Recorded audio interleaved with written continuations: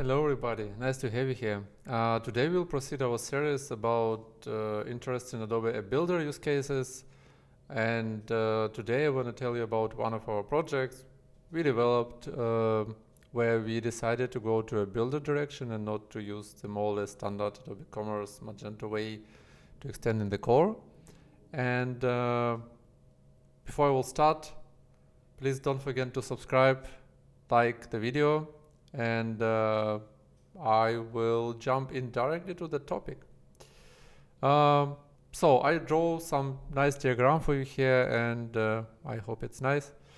So we have Adobe Commerce system on the left side, so that's our standard e-commerce application, and we have Marketo, which is an also Adobe product, and we need to let them talk to each other.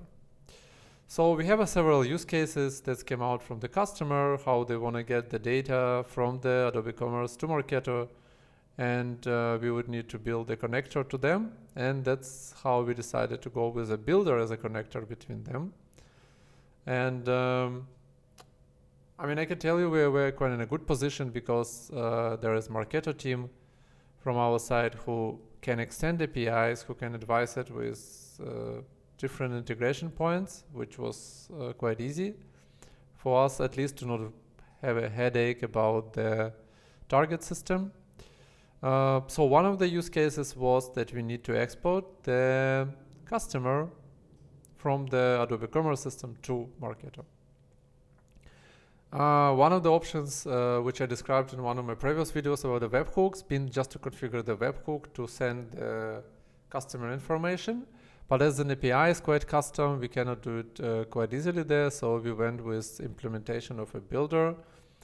And what are we doing? We just send in the customer ID to the middleware, which is here. Then it's fetching the customer metadata by ID with all information which needed to be fetched. So in this case, we control what do we need out of the builder, and then also our other team can work with it. Customer metadata being returned, and we export the data to Marketo. That's quite simple use case. We're generating the correct body for the API that Marketo can accept. One of the note, we set the small delays between the requests because on Adobe Commerce side, the save action can be triggered multiple times during the one customer save operation.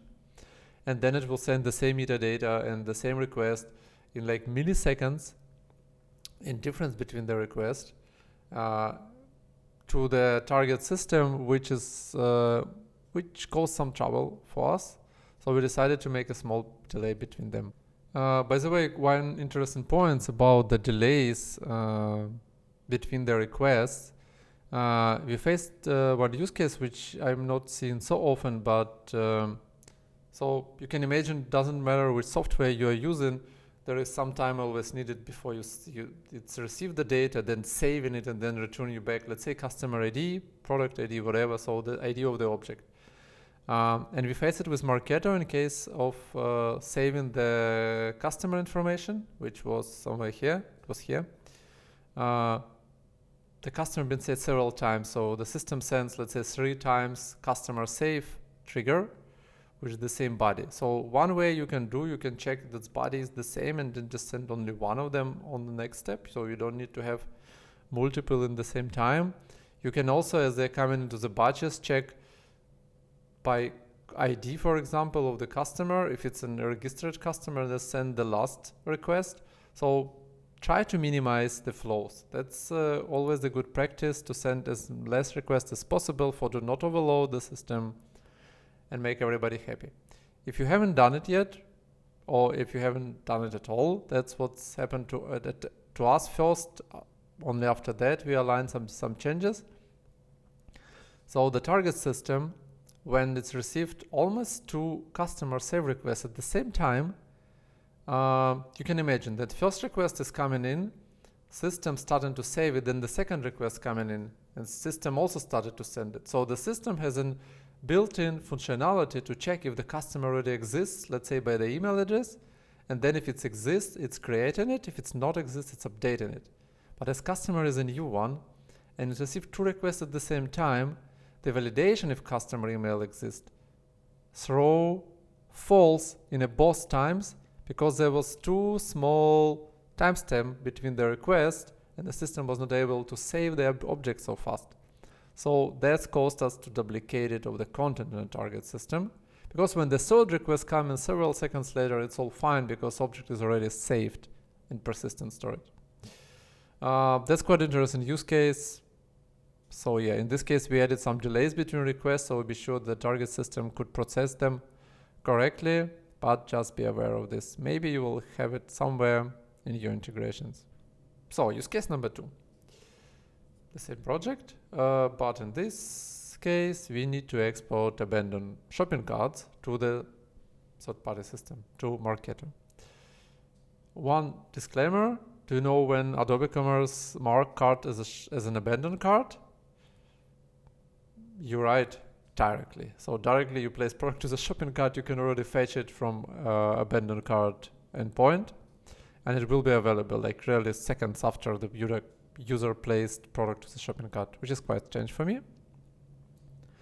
But in our case, so we build a connector. In this case, we're not pushing anything to the third-party system. We're using the alarms from the App Builder. So let's assume it's a cron jobs. And they are fetching the data periodically from the shop, which happens once a day. We're fetching all abandoned shopping carts, or all carts which are active, which has more than 1 item in them still, which has customer email. So because if it's a guest quote, it may not have yet customer email assigned to it, and been created before 10 p.m. of the previous day. Just to let you know, just to do not fetch very fresh cards, so there is still some time when the products are in a cart, nobody purchased them, so we can consider they abandoned cards. It's fetching some X period of time. In our case, it's once per day. It validates if cart can be processed and then export the shopping cart to the external system. Then we're receiving the success message from external system, and if it's success, we're saving the quote ID to the cache. Why we are doing it? We don't want that the same cart being exported more than 1 time. So we're using more or less validation mechanism. So we're storing the key into persistent storage of a builder, and then that's where it's been used. It's been used in the validate if cart had been processed, just by matching if this cart exists in our key value storage. Also, we have another cron job which remove the cards list 5 days after it's been saved. Yeah, that's the case with abandoned cards. Let's go to next one. Case number 3 is purchase cards. So also the customer want to know when the card been purchased. So it's more or less the orders. So the action been triggered on the order place. But as you know, order metadata also contains cart ID. So we can technically call it like purchase cart. We just generate the body of the order and then sending it to Marketo system. It's quite easy as it is. And then last but not least, so the last use case is to export the HTML snippet for the product that can be placed in different campaigns within Marketo for promote the products. So Marketo needs to just have more or less product catalog, I would say, but it's not really the product catalog. It's just some information about the product which contains like a description, title, and so on. In this case, we again use one of the builder actions which generate in the HTML content. So every time a product been saved, because the metadata may change, we pushing the data to the builder action. It generates us the HTML snippet and then export it. So then we're receiving the snippet ID back, and then we're saving the snippet into the product. One interesting case here, if you'll save the snippet back, what will happen? The product will be saved. What will trigger the product ID?